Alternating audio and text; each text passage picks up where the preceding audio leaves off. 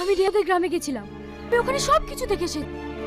তাই তাহলে শপথ কর, মানে একটা মানুষকে বাঁচতে দেবো না।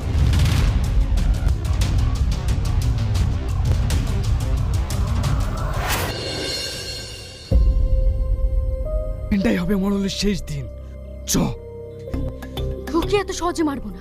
কতটা কষ্ট দিয়ে আমাদের বাবা মাকে মেরেছে, যে 10 গুণ কষ্ট দিয়ে ওকে মারবো, তবেই আমাদের বাবা মার আত্মা শান্তি পাবে। তুই ঠিক বলেছিস। হ্যাঁ, তবে আমাদের সঠিক সময় রাখতে হবে। এত তাড়াহুড়ো করলে চলবে না। তুই কি করতে চাস? ওদের বাড়ি প্রত্যেককে একে একে শেষ করবো। প্রথমে ওর ছেলেকে মারবো, তখন মরল বুঝতে পারবে আপনজন হারানোর কষ্ট কতটা।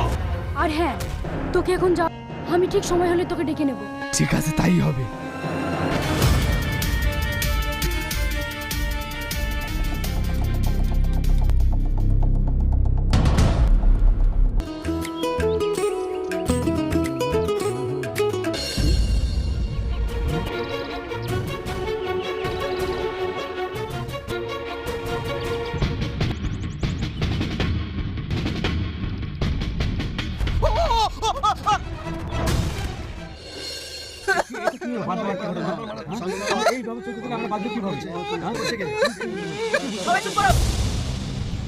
এত আতঙ্কিত বড় সাহেব, টাইমে কেউ যদি মেরে ফেলে তো কি করে চুপ থাকবো?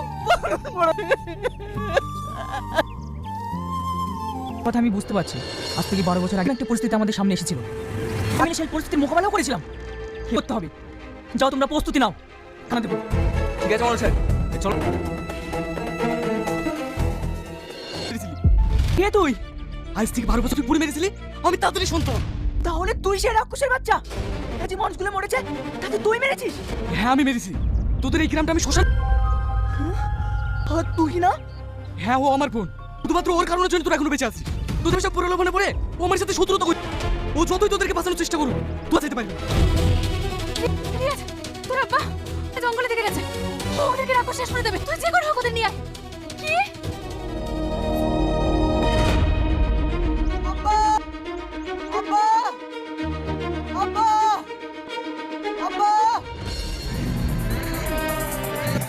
রোহন, তোকে ভালো ভালো বলছি আব্বাকে ছেড়ে দে, নাহলে কিন্তু তোর পরিণাম খুব খারাপ হবে।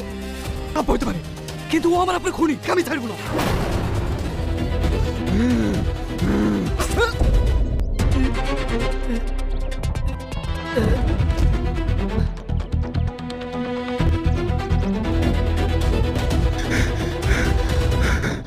তুমি ঠিক আছে তো?